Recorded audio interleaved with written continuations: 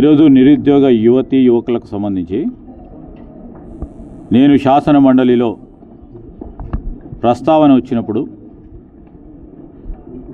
ప్రభుత్వం బాధ్యతాయుతంగా ముఖ్యమంత్రి రేవంత్ రెడ్డి గారి నాయకత్వంలో కేవలం 2 సంవత్సరాల లోపల గ్రూప్ 1 పరీక్షలు, గ్రూప్ 2 పరీక్షలు, గ్రూప్ 3 పరీక్షలు, గ్రూప్ 4 పరీక్షలు నిర్వహించి దాదాపు 75,000 మందికి ఉద్యోగాన్ని కల్పించడానికి చేసిన ప్రయత్నాలు యువత అంతా కూడా గ్రహించాలి.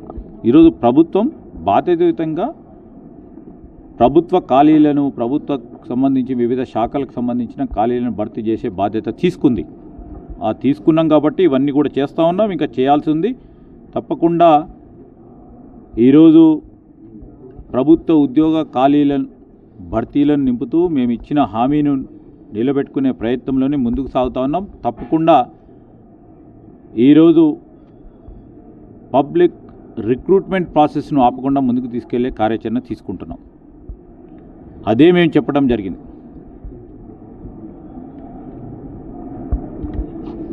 జాబ్ క్యాలెండర్కు సంబంధించిన అంశం, మేము జాబ్ క్యాలెండర్ తప్పకుండా ప్రకటన చేస్తాము. క్రమేణా ఒక నిర్దిష్ట సమయంలో గ్రూప్ 1 జరగాలి, గ్రూప్ 2 జరగాలి, గ్రూప్ 3 జరగాలి, గ్రూప్ 4 జరగాలి.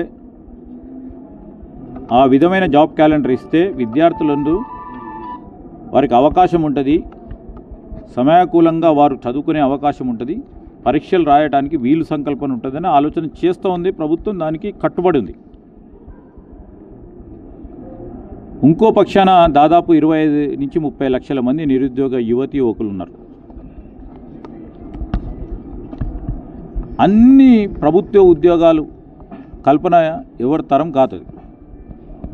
సో మా బాధ్యతలో ప్రైవేటు రంగాల్లో కూడా ఉపాధి కల్పించాలి.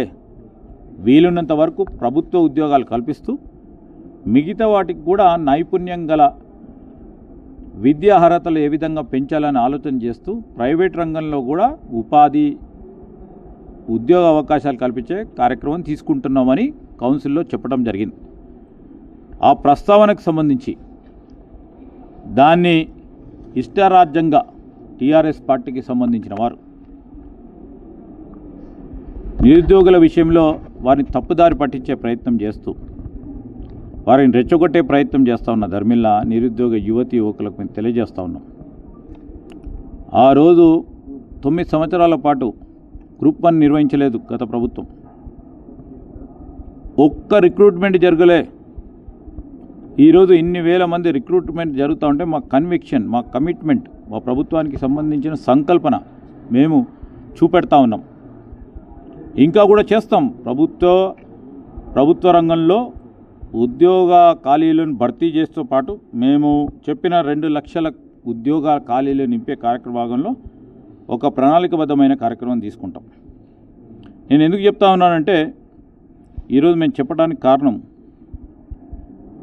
నేను మాట్లాడిన సారాంశాన్ని కూడా మరి ఈరోజు మా మిత్రుల ద్వారా తెలియజేయదలుచుకున్నాను. టీఆర్ఎస్ పార్టీకి సంబంధించిన సోదరులు వారందరూ కూడా నిరుద్యోగ యువత గురించి, ఉద్యోగాల గురించి మాట్లాడుతున్నారంటే దయ్యాలు వేదాలు పలికినట్టున్నాయి. వారు పనిచేయరు, పనిచేసే వారికి నీరు గార్చే ప్రయత్నం కూడా చేస్తూ ఉన్నారు. ఈరోజు నేను స్పష్టంగా కూడా ఈరోజు మేము మాట్లాడింది కూడా మీ ద్వారా ప్రజానికానికి తెలియజేసే కార్యక్రమం చేపడతా ఉన్నాం. ఒక నిమిషం, అది నేను చదివింది చెప్తాను. మరి కౌన్సిల్లో చదివింది చెప్తాను. చరిత్ర సృష్టించినోడు ఇప్పుడు ఆ చరిత్రని తిరగరాయబోతున్నాడు. అబద్ధాల గోడల్ని బద్దలు కొట్టి నిజాలను రాగా మీ ముందుంచబోతున్నాడు. నిజమైన వార్తల కోసం వెంటనే డౌన్లోడ్ చేసుకోండి రా యాప్ని.